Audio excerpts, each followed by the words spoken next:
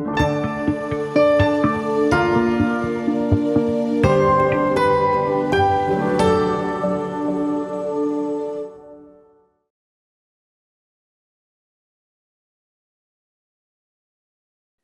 right, so guys, good evening. Mr. Gernot Bruckmann on the other side of the line. Hello. How is it going over there? It's very good over here. So we try to do something new for this upcoming season, of course. We do some interviews and you all guys know Gernot Bruckmann, so he will start off this RacePilot Series, which we call it. And we want to do a mixture between an interview and also some questioning, of course, from you guys, which is interesting, of course. And we try to make it a little bit interactive. So let's see how we go. Maybe you saw we already tried to improve it a little bit from last year. You see Gernot has all the weapons in the background. I have all the weapons in the background. This is kind of to scare each other a little bit off for the new season. Because as you all know, probably Gernot now is also starting to fly GPS with us. So what you guys are all interested in. And I thought we take the chance to get some fresh knowledge from a guy like Gernot, which joined last year the racing scene, and see how we go. So Gernot, a short introduction by yourself. How are you doing? Who are you? Hello. For those who do not know me, I'm Gernot, come from Austria. I'm 29 years old now. And as Daniel already said, I started GPS contests last year. So it was my first tries to race with all the other guys because of the different year. Last year I had some more time, so it was possible for me to join some events and contests. It was a good experience. I learned a lot, and we will see how it will go on this year with new experiences. So it took us a while, actually. So I finally got the spark onto you to start to fly GPS. I think I tried like 3 years ago already to put a system in your plane, and you were flying a little bit, and it took a little bit. I mean, you have all the other races, of course, in all the other disciplines, but you finally got hooked. So tell us, how did you realize that this is actually something exciting for you? Yes, it's true. You always, if we meet each other on a fair or something like this, you always told me, you have to go to GPS races. It's so much fun. It's so interesting. And I always said, yes, I will do it one day for sure. But as you mentioned, normally I have a quite busy season with all my aerobatic contests. But because of very nice Corona, everything was different last year, and most of my contests was cancelled. So I had time to try something new, and so I mounted the GPS system in my plane and tried to race. and and yeah, of course, the first experiences were not too good, but I improved myself, and I think at the end, for my first contest, it was not too bad.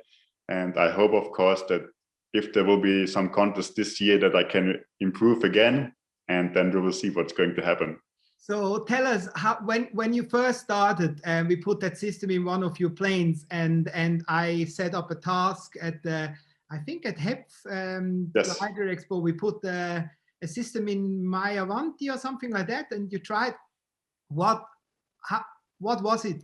How did it feel compared to your very precise pilot coming from the aerobatic part? I think I saw you once flying indoor. I can still not forget how you did that. It's incredible. But what is the difference for you, and how you think? How did it impress you? What was it? Of course, the first time we tried it at the HEP fair on this. In this Avanti, I had no idea what I have to do, because you gave me the transmitter, you gave me the plane, I had the tablet in front of me, and then you said, come on, go. And I didn't know what to do, but it was interesting. And most of you guys for sure do not know that I started with glider flying, of course, as most of the guys, and glider aerobatics was my beginning in contest flying. So I always liked gliders, and so I was always impressed how to make these many laps in half an hour and to find the right thermals and to set up the plane in the right way. So it was challenging and interesting for me to try something completely different compared to all my aerobatic flying.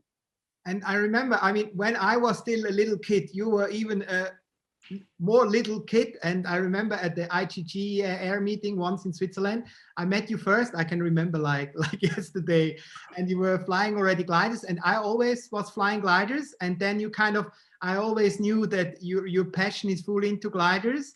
And as you can see in the background, for sure, you guys saw on Facebook this incredible Mushker. Gernot just built it with his fantastic paint job. You like kind of all kind of planes, I would say, right? Yes, definitely. So I really like all kind of plane. If it's an old glider, if it's a new glider, if it's an aerobatic plane, if it's a jet plane, I really like everything. I try everything. I have almost everything. So I'm a little bit, how to say, I collect planes a little bit. We have this saying when we meet up all the time. There's in German, it's called the Jäger und der Sammler.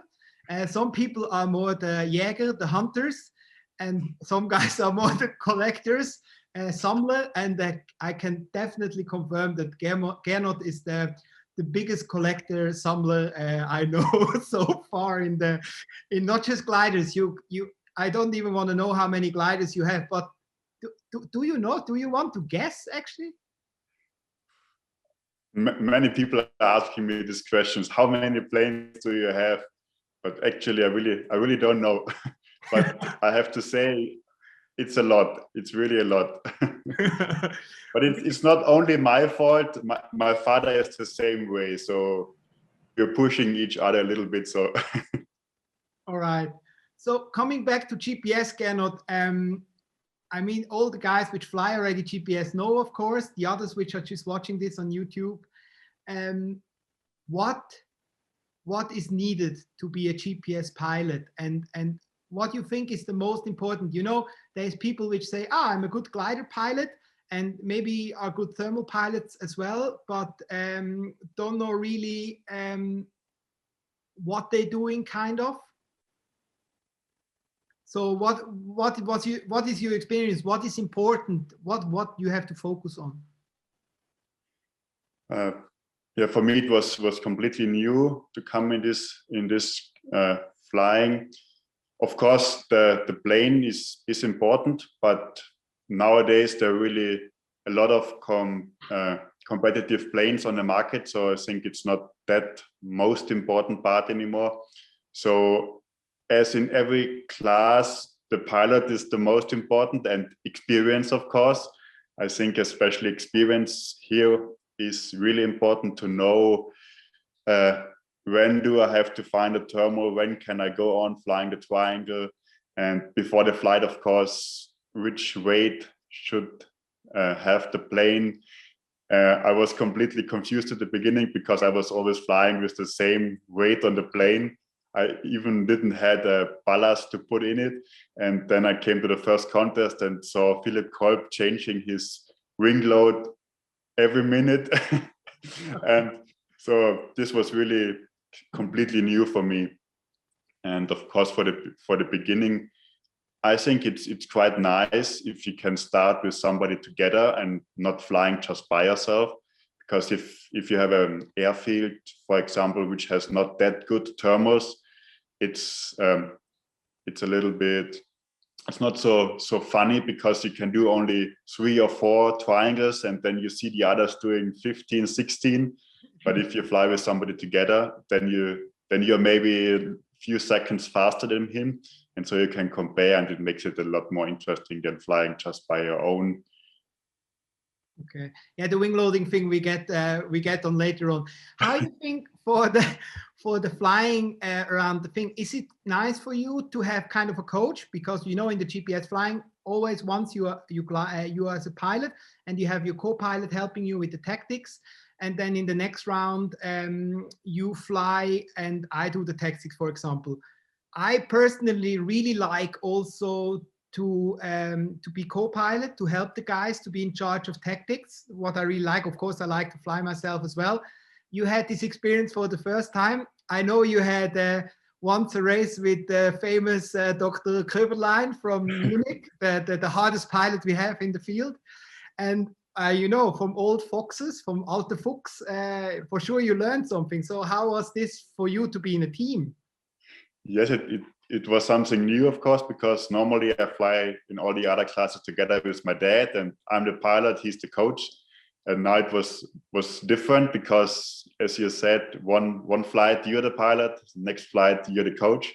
So it was interesting to see, because if you fly by yourself, you try hard to focus on the other planes because you have to focus for your own flight. But if you coach somebody else, and then you can look at the other guys and help your pilot and to see how can he do it better, or where are good thermals, and then you see a very good thermal, and almost every glider is circling in this one thermal, and everybody is crying, which height do you have? And I'm the same, go the other way around, and all this. This was very new for me, but it was challenging and interesting.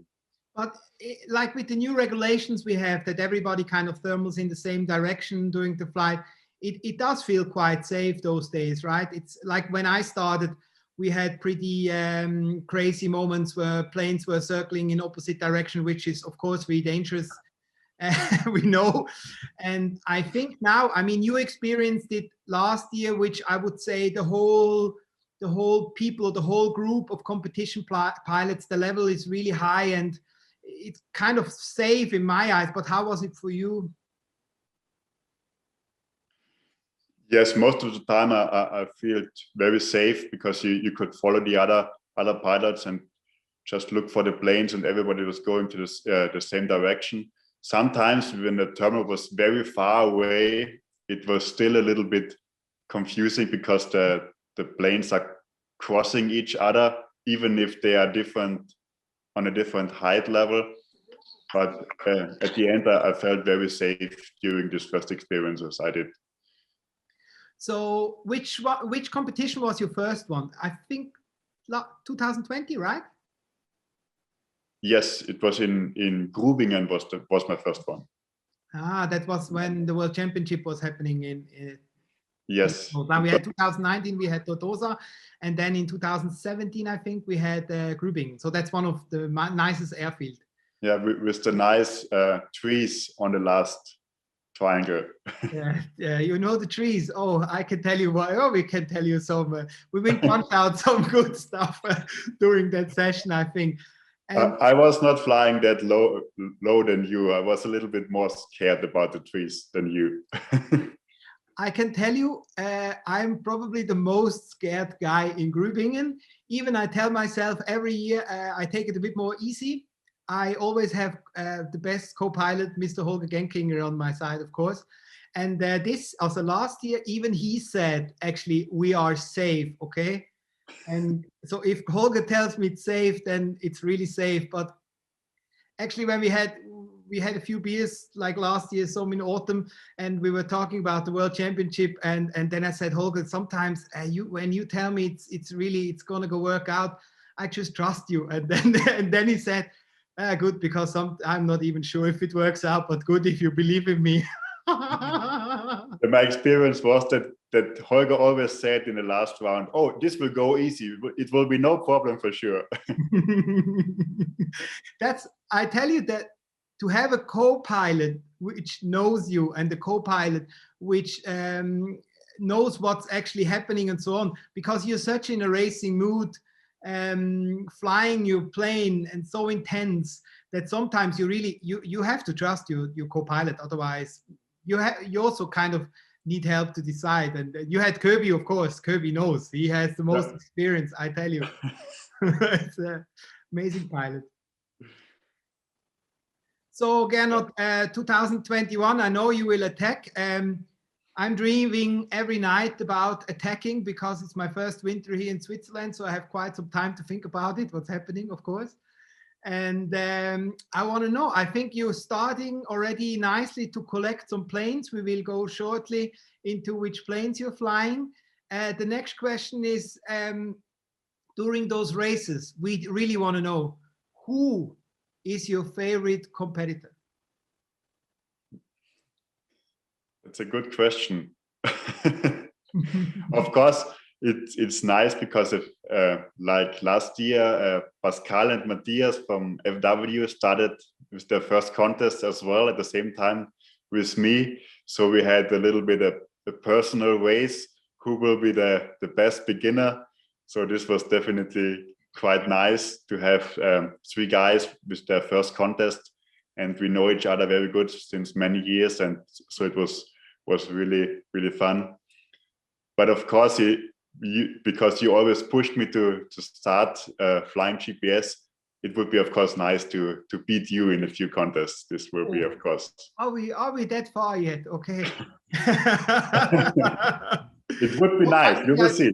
I totally understand. I mean, you know, you always have to chase somebody. You will never beat me, of course, but you can try hard. But I knew already when I put that system in your plane at the first, I knew that I will not do myself a favor doing this, because we know your pilot skills, and it will take a little sip until you will get most experience, which we share already. And I was, of course, very impressed how we were flying. We were in Neresheim in the beginning of 2020.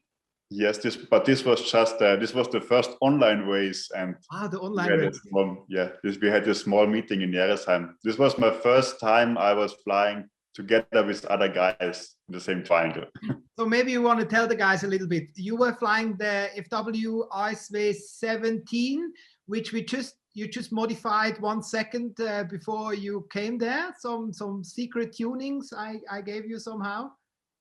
Yes, for scale class, I have my ASW 17, as you said, and you always told me that I have to modify the incidence of the elevator, because if I will do it, it will be a lot better. And then I tried to do it, and there was for sure a change, but yeah, it hurt a little bit for sure. But how big it was, I don't know. It's always hard to compare. And then somehow I remember last year I was sure you have the RacePilot 17 and you will race finally, and all of a sudden there was this Schambeck Quintus in your car. So how can you tell us, how did this happen? Because normally you were the first guy which did like this and had one in the car. It never happened to my car somehow. Yes, but if you would have it, you would not use it. I was flying it at the end of the year from Holger Boros, remember? Yes, I know, and I beat you in this contest just to. This I forgot.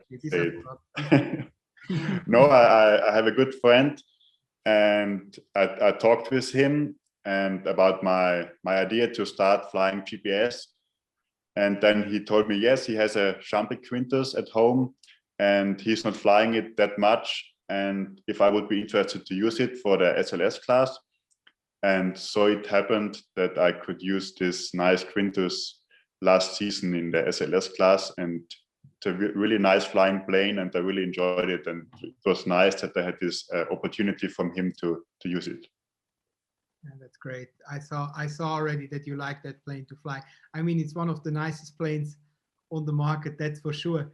So let's talk a little bit about gliders. So we know now you have, let's talk about disciplines first. So, you know, we have the SLS class, we have the scale class, and we have the sport class, and we will have a world championship of sport class in August, hopefully. Which one do you like the most, and why? That's a good question. I definitely like the scale or SLS class the most, because the planes are big and they look nice, because they have to look like a real plane and not like just a glider like in sport class with no fuselage and no pilot and nothing. So, but it's hard to say which I like more, if it's scale or SLS. Both is very interesting.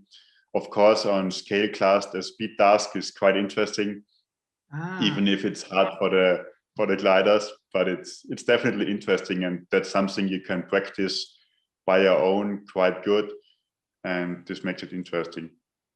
Where you see yourself being strong, thermal pilot, technical pilot, what you think you're good in, or what during the experience from last year, what did you like? Good question. I was a beginner in everything. No, you're good thermal pilot. I did a lot of thermal flying, but it was not that important if I climb 10 meters or 100 meters, because if you do it just for fun, it's not that important. But for me, really interesting was the speed task. I practiced it at home a little bit, and it worked out very good, even if I couldn't do a good speed task in the contest, but at home it was good. And it's interesting to upload it on this GPS Triangle League and compare it with the other pilots to see what start speed they have, what start altitude, and which index they fly in this speed task, to compare a little bit and improve yourself. Yeah, I think that's what the GPS Triangle League .net is really about. Is like when we did those online races, the first one and the second one, we met during the first online race. I think we all know that you cannot compare the different airfields in terms of results, but it's really cool to see how the guys are flying index and how quick they get into the triangle and so on. And I think everybody can learn from the other, right? So yes. Do you think in terms of tactics, you know, I'm always pushing that you're flying progressive and not thermaling too long, because in the past, I mean, the good guys, I remember like Philip Cole, the greatest pilot of all, he smoked us so badly because we were thermaling forever, and he did one lap after the other because his speed and his sense of flying this AN66 is incredible. I think you saw that too, right? Yeah, I saw that. This was really impressive last year. But as you said, for sure was my problem last year, that I was thermaling too long and flying too slow. This was definitely an experience I had last year.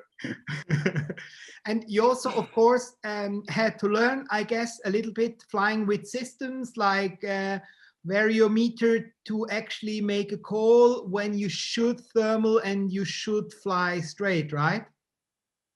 Yes, this for sure. This was a big change for me, because of course the variometer was always, if you go for thermals, you could hear the beep when you were climbing, but you didn't listen so carefully. I didn't listen so carefully before, but now it changed a little bit, and I learned it last year, and I think I can improve on this point for this season, hopefully.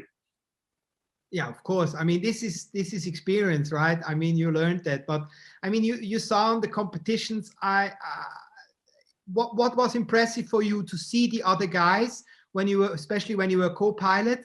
What did you actually see? What the other guys are doing, which you thought, oh my God, I really need to improve this?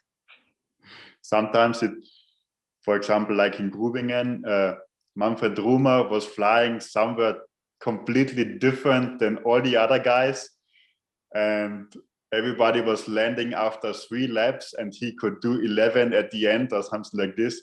So this was really interesting to see that he was flying somewhere, I don't know, 1.5 kilometers away from the triangle, where nobody else was flying, and he could get some thermals and can beat each other.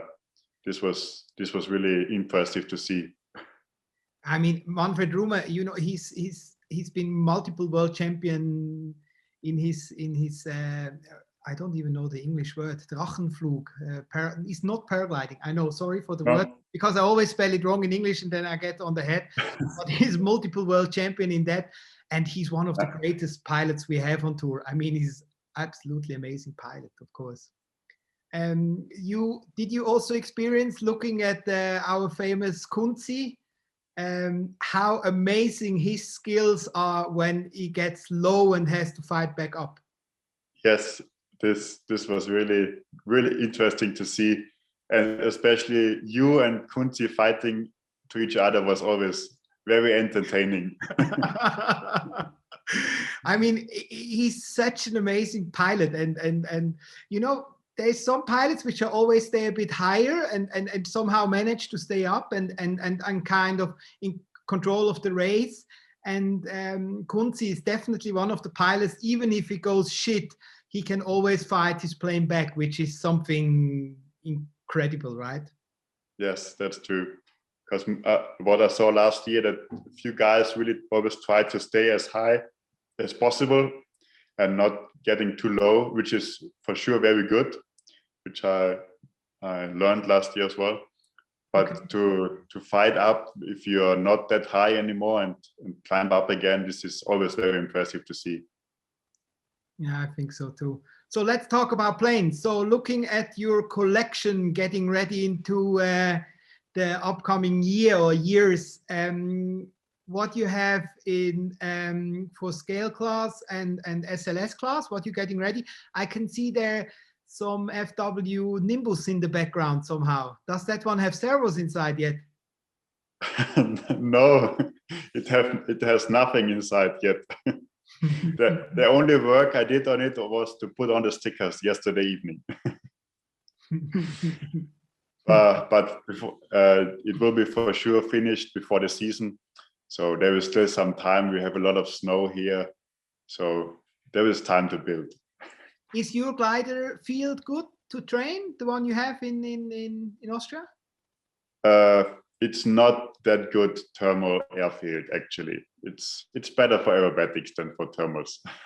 Okay. So you have the Nimbus getting ready, right? That's the 1 to 3. You will do it with a self-launch system? Yes, I will do a fast engine in the nose. And my idea is to put a water ballast inside. But first I have to check the rate I will get to see how much liters of water I can put inside. So the Nimbus should be ready, and I still have my ASW 17, and I can use the Quintus again for this season if I want. So there are opportunities of planes for this season. I asked the guy to get it back finally, the Quintus, but doesn't look good for me. And what everybody, of course, is really interested, you saw at the Sport Class World Championship, we had last year, we had 25 subscriptions, 20, something like that. And now we're already up to 38. And all the Germans and all the Swiss are celebrating, but they don't know that there's 5 per country first. So if the Bruckminator will sign in, he will be right in there. So the question is, if we are able to race in Grubingen at the Sport Class World Championship, will you be there? That's a good question. I haven't decided for 100% yet. I will wait for a few other dates because I haven't got everything and we don't know what will happen in Corona times. But it will be, of course, very, very good to join this World Championship. But I have to find a teammate first, which I can fly with. So a glider you organized already, I heard. Yes, I had no choice. I had to do it. I was pushed to do it. Yeah, but I heard you ordered that plane and then you were crying about the graphics and we had to do a special graphic for you. Yes, of course. A little bit special. It has to be all the time. I can promise you I also make sure that we are laminating the most fiberglass we can find there to make that plane as heavy as possible, because I'm not sure if I like that you will fly the same plane than I do at the World Championship.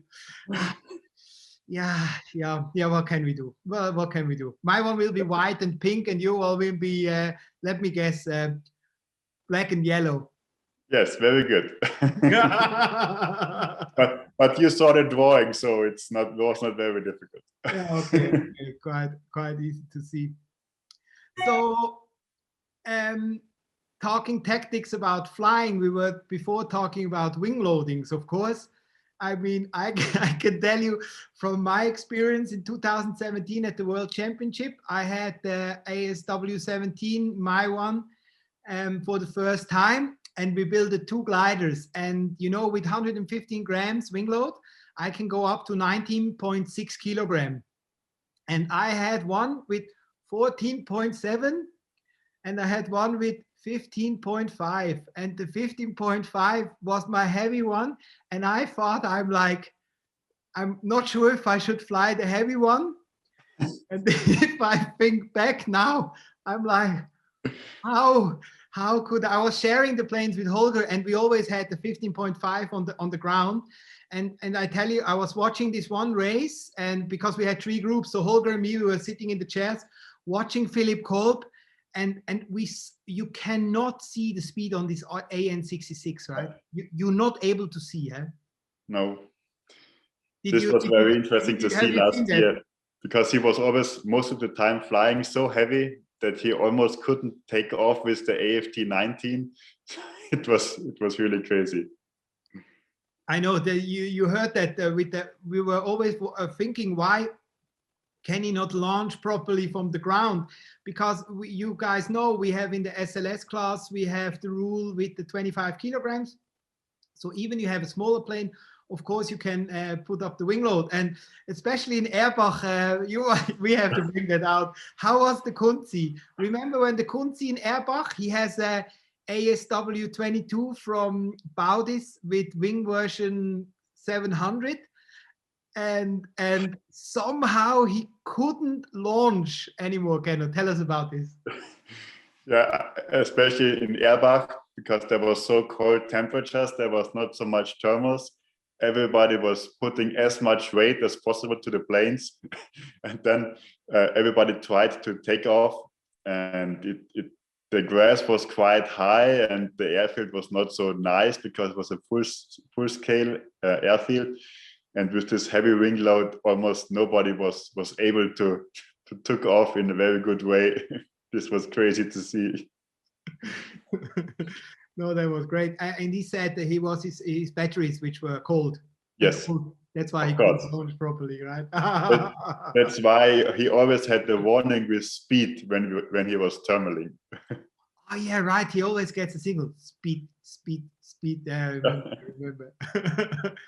So looking at the Nimbus now, we know you can go up to 25 kilogram. You will also plan to make a water ballast just if you are not getting too heavy, right? Yes, that's my idea. Okay, let's see. Because you told me that's the best way to do it, so I will try it. You actually have no other option. If you put that plane on the scale and it's already 25 kilograms, you kind of lost, or yeah, that's true. So, but I hope it will have less than 25 kilos. So we tried now, you know, we did a new water tank for the 17 now, the production one, and we just finished the first ones now with water tank and self-launch fast systems, and it's 16 kilogram on the dot. So we have 3.5 liter water, so we have a range to play, and let's see, some guys are still finishing it, and of course, if you're able to have the water tank, it's nice to have, right? Yes, that's for sure. I haven't tried it by my own, but what I could see, it's very, very good and very useful in my opinion. Quite difficult to keep it secret, I think. Yeah. So what do you think, looking at the races, you saw all those scale gliders. I mean, we know there's many competitive planes out there, but which ones did you like personally looking at and seeing it flying? That's a good question. I definitely like the ones with the long wingspan and the thin wings. This always looks nice, especially in the air. This is always nice to see. But I like the quite older planes like the 17 a lot, because it looks a little bit different than all the modern planes like Quintus or JS1 or whatever. So I think that's a little bit more special. So you will fly the Nimbus more or the 17 more? What do you think? I don't know. I heard some rumors that our FW boys are also getting some new weapons. What do you know about that? I only know that they are both building a ASW17 as well, because they saw mine last year and they were quite happy how it flew, and so they want to have their own ones. And you know that they said they're going to make one to share. Yes, but as they told me, then I already knew that this is not going to happen. They will build two for sure. So they made two at the end. Yes. So I think definitely they will also come to compete, right? They don't. I had the feeling they don't like to lose as much. Yes, this is true. I'm sure that they will come back again for a contest this year. I already talked with them that we will meet there, and they don't want to lose. That's for sure. But I think nobody who is competing wants to lose. So during those races, what did you experience? Who you not like? It's there's always good pilots, but was there something which impressed you by other pilots or other planes, or in combination? I mean, we know Philipp Kolb and his AN66 are incredible combination.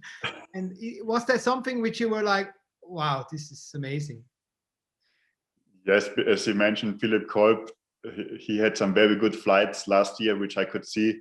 This was always crazy to see, because with his quite small AN66, he beat all the long wingspan planes, even in just, if there were no thermals, he only had to glide and still was better than a Quintus from Scharmbeck, for example. This was interesting to see, and you don't know how it's possible, because he's flying so much faster than all the others and still loses less height. So I don't know how this is possible. I mean, we had sport class and a light class competition in Tannhausen. It's one of my favorite airfields, and Philipp Kolb came so low with his light class plane, and I was thermaling at the corner one in the same altitude, and I knew I'm not going to make it, and I had to land, and he had no time left and nothing, and he finished that lap and kind of fall over the finishing line, and during the lap you actually saw, I was 100% sure it's not possible to finish that lap in terms of altitude, but on the other hand, I knew that if there is one guy which is capable to do it, it would be him. Yeah. And he did it. And I was like, you know me, I risk sometimes a bit, but this is outstanding. I mean, this is incredible, right? Yes, like last year in Erbach, in the sports class, when I was flying together with you, and you were so motivated because you thought you have 2 laps more than all the others. And then there was Philipp Kolb somewhere, and he did 2 more than you, and you were so unhappy about that. No, because and we didn't know where he was getting these 2 rounds, because you were flying quite fast and had good thermals. No, I can tell you about that flight. That's quite interesting for you guys as well. So we had a flight which the air was really good. And there's always kind of 2 ways of tactics. One is you gain some extra altitude, which most of the guys did, and then fly higher, a little bit above. I would say they were like on 600 meter, Gernot, something like that.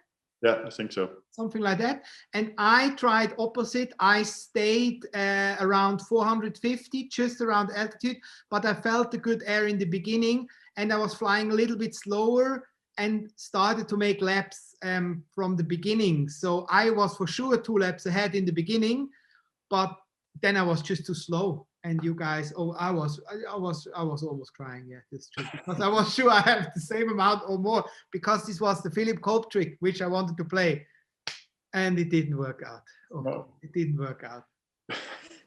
That was your first sport class competition, right? Yes, it was my first sport class.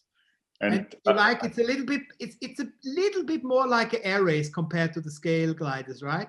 Yes, it's a little bit different, but it was nice, because especially the last round was possible to fly lower compared to the bigger planes, because you do not need so much altitude for the last triangle.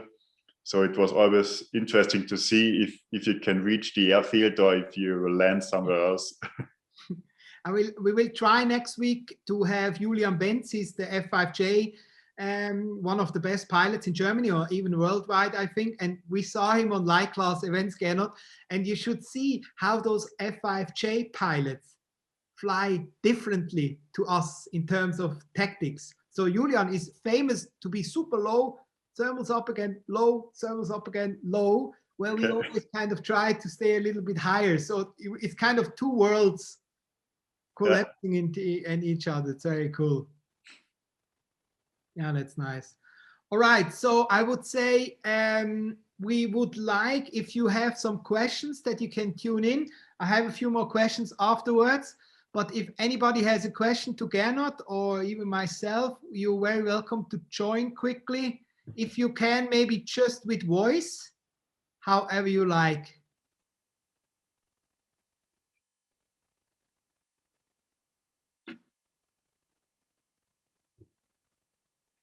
Okay.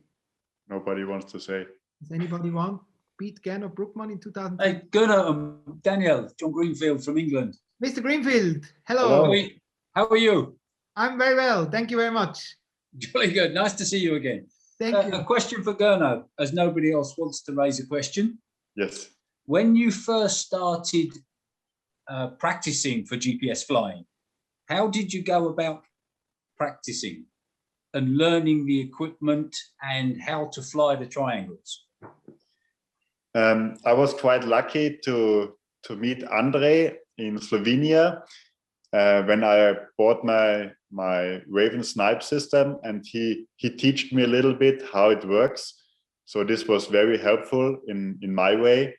And then I tried to go out with my dad or with my girlfriend, and they helped me a little bit to find the right way on the triangle, because at the beginning for me it was a little bit challenging to focus on the plane and on the tablet at the same time.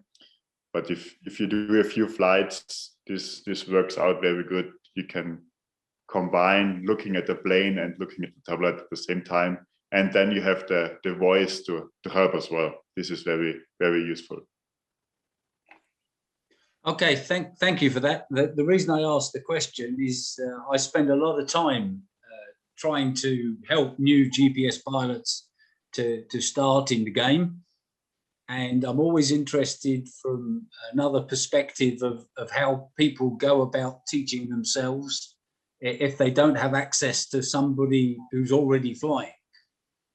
Yeah, that's true. It was the same for me. I had nobody in my region who was flying GPS, so it was a little bit challenging for sure. But as I said, I had the help from Andre, and I always could call Danny, and he always helped me with all my questions I had. So this was very useful for my side. Good, thank you. No problem. Thank you, John. Anybody else? Any questions? Otherwise, I go on. I think we can go on. We go on. We go on. So, Gernot, John asked you about systems. So, I would say that's quite interesting, as most pilots are using pretty much what's around the Raven, Snipe, Sparrow, Flymates, and so on. You were able to start right away with the Albatros application to fly.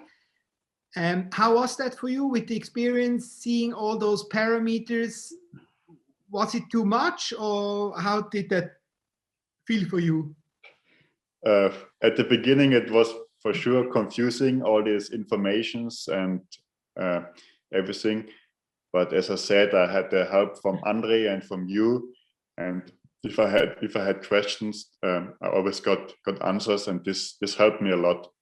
But as you said, I started with the Albatros app, and I have the Raven Snipe system, and as a backup, the Flymate. As I learned last year, it's the best way to use two systems, especially How did you learn?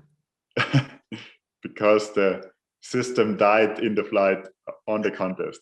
Doesn't matter which system you have in. If you have a second one, the chance that you have one result. But yes, we have to say now the systems are all running really well. And yes, I think we're definitely getting there. Andre did a lot of homework over the winter, of course, as well. So thanks to this, Andre, for the great work you put into the system. And I would also like, of course, Andre to have one time in a session like that. And then I would like to go on, Gernot, with plane settings. What, I mean, you know how it is. I learned from myself that I always give away too many secrets.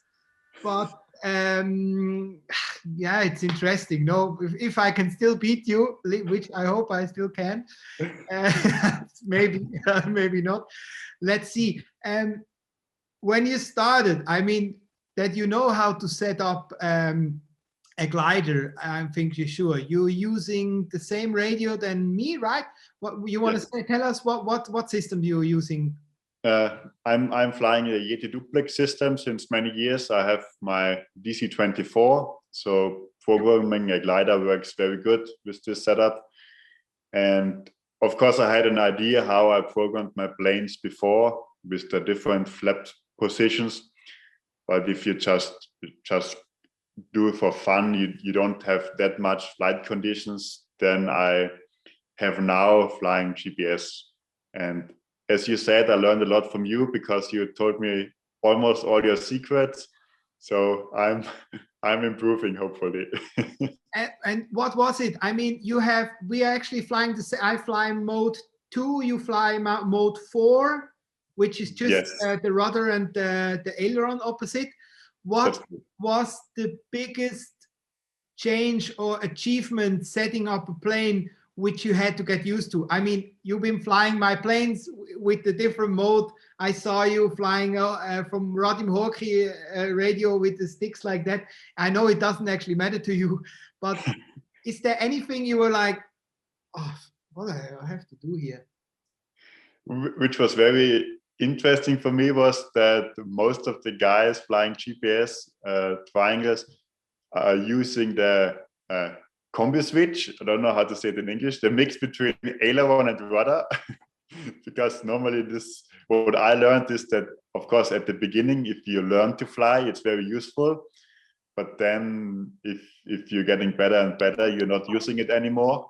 And then I came to the first event last year, and then everybody told me I'm using a mix between aileron and rudder. And I was a little bit confused at the beginning. But I have to say that I'm using it as well now. So. And what did you experience? What change did it make for you? I think especially when you fly high, it helps you to fly a good straight line, in my opinion, to have the plane in the correct position. Okay. Because especially what my problem is, or was or still is, if you enter the triangle and the start point is always straight above your head, and it's for me always challenging to enter it quite on the perfect height with the perfect speed and in the right direction, and not going somewhere you don't want to go. How is it to fly turns at the turning marks? How you fly those? Because you're the king of turns, so how you do that? This was quite funny because, as you said, my coach or my teammate was Kiwi last year, and I always flew the turns with hearing the beeps, and I was always turning before he told me, and he was always afraid that I will not hit the corner, so I will I don't know how to say, I will miss it. Okay. But at the end, it always worked out very good, and he was impressed that I can do it in this way. I think if anybody can turn, then you. So what is your index around the triangle? What did you achieve so far? I think my best was 105, what I know. 105. But of course it changes all the time a little bit. And what do you think is a good one, or what when you're happy, like that was a good round? What do you think for the guys out there? What do you have? I think below 110 is very good, in my opinion. Yeah, that's right. That's right. Or would you say it should be even lower? I don't know. No. I mean, if you fly 110, you can be more than happy. sometimes it's not even that necessary. Sometimes it's even more important to stay in the good air, even you have to go a little bit further around. But I would say if you're training, you should be between 110 and 115, I would say. That would be nice. 120, you still don't have to cry. Everything above 120, without any extra turn or so on, you definitely have to go back to school.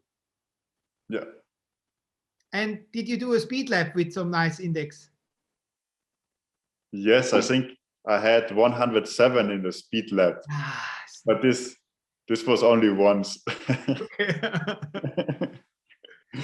But if you have a coach which you fly more often, then you can do the speed lap very good, in my opinion, with the turns. And if you're not used to your coach, then you have a not so good index for sure. Of course, yes. About wind settings, so ailerons and so on, do you always fly the whole wing mixed together, or you have different settings? No, I always have the whole wing mixed together. Stepped? Yes, stepped. Okay. And you using snap flap in any kind of ways? Yes, I have snap. I use snap flaps. And you use it positive and negative, or only negative? That's a good question now. I don't know. You don't know? I think I have it only if I pull the elevator that the flaps go down. Okay. That I think I have. Okay.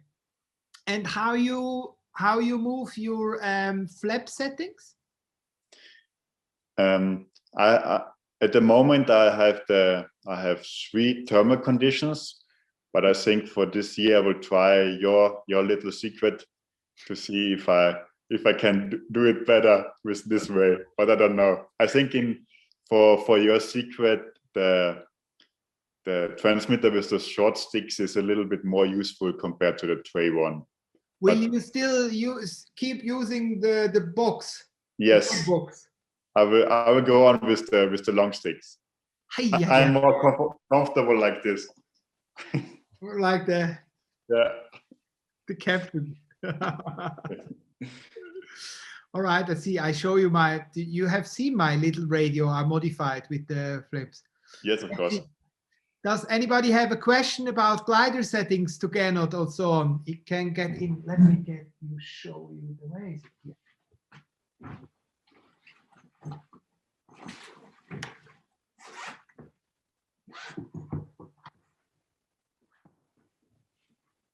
So here it is, look. How custom made is this? That's the one I'm missing on mine. But do you use the one on the side, or how you do that? Yes, I will try to use them on the side. This should work, actually. I hope so. Okay. Anything else you would like to change on your glider during this year, which you think gravity point or so on? Did you start to change things on your planes, or? No, at the moment I haven't changed anything. Actually, I haven't flown gliders for a quite long time. We have here snow since beginning December, so haven't flown that much, and was more focusing on aerobatic flying in the last months, actually. Really? Yes, of course. I thought you should train your index. I will train it when it's getting warmer outside and less snow. I see. So how about 2021? Is there any dream, any wish? What do you think is next? First of all, it would be nice to have a quite normal season with a lot of different events and competitions. This would be first point, which is very important in my opinion. Is there any particular race in other disciplines you are gonna do if possible this year? Planned would be the FPA World Championship in July, but we are not sure if it's going to happen. It's in the USA, so we don't know if we are able to fly there, and we will see. the organizers will do a decision in February if it will Okay. take place or not. So we will see. And then, of course, the Sport Class World Championship, which you have to join, right? Of course. Yeah. So, I mean, just for you guys, we do have a calendar for 2021 of the GPS Triangle Tour, and it will be published shortly on our webpage. We will do the planning according to the dreams we have, and then, of course, we cancel events where we have to. But I hope we can start like that, and we will also do some online racing again, and we go from there. Gernot, do you have a light class plane yet? No. Oh. And I'm not planning to buy one. But did you not say the same already about the sport class? Yes, but light class, it's not at the moment. Too many other projects in the pipeline, so I have to finish them first. Oh, you want to tell us some projects which you're building? I don't know. I'm always working on new F3A planes because I'm designing them by myself. So I'm always changing something a little bit and testing and trying. This takes a lot of time.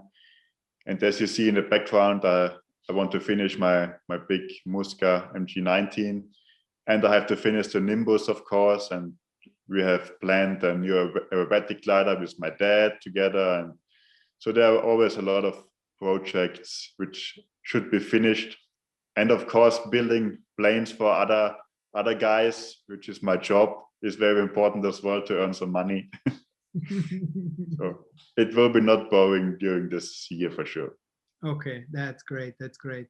So just for you guys, if you want to see all the events happening, there will be shortly an update on our website, which is gpstriangle.net. And then, of course, all the online racing is on gpstriangleleague.net, so you can follow us there.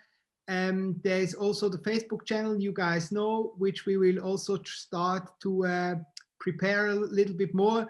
And then we will also follow Gernot, of course, a little bit. And I hope, when will the Nimbus be ready? My plan is to have it ready until beginning of April. We are planning to have the first race end of March. Okay. I have other planes, no problem. I have other planes. Okay, I see that. But no water tanks. No. Yeah, I have only one plane left, but at least I have one with water tank. When will be your planes finished? I heard you have nothing, only the Pink Panther. I have the Pink Panther, and even the fuselage is at Hage's place to study the water tank system. So basically, at the moment, I only have a set of wings. But I'm actually a bit worried. I know it's still early in the season, but I promised myself to fully focus on the sport class this year. I will have 2 sport class planes ready for the World Championship, one with crosstail and one with V-tail. Then you can choose which one should smoke you. So it's easy, I don't give you the fuselage back, Danny. Oh, yeah, the Hage. I hope you finished that one already. Hage, you have to tell us quickly, are you getting through with the water tank system? How is that project going? It's still working. I think in the next 2 weeks, it will be done. Finished? Yeah. It's not good news because we delivered already like 5 of those tanks. I'm not sure if I made myself a favor there again. So I can send you my Nimbus fuselage to install the water tank. I actually promised Pascal, I made Pascal a promise that he get a tank on Christmas for his ASW17, but I sent it, but somehow the DHL lost it. Yeah, okay. Never mind. All right, guys. So I think I'm pretty much through. If anybody has a questions, we have over 40 guys still watching. You're welcome to join now, or also say your experience about this year, or what your dreams, or whatever you want to talk about it. Otherwise, we release Gernot in his evening. Probably he will continue to work on the planes. I, of course, put all those planes which are ready to make sure it looks like I'm fully ready for the season. This is actually everything I have. But at least I have a JS3. Yeah, very good. All you need. It's all you need. I did a sport class run with it the other day. Okay. It's going to be good. But it's too big for sport class. But never mind. I fly it anyway. All right. So everyone, anything, or otherwise we call it a day? I have one quick question for Gernot. Yes, of course. I know you fly Jetty. Do you use the Jetty back channel or just the RF from the system?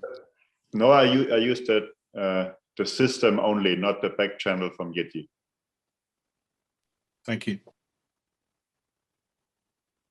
Also, you're using CB200 or 220s or 400, or what is your experience there? In my 17 and in the Nimbus, it's a CB200 or the new 220. And in the Quintus, it's a CB400 because of the channels. And you're using the Raven system over the separate racks or direct connected to the box? To the box, I guess. Huh? I think it's to the box, but I'm not sure.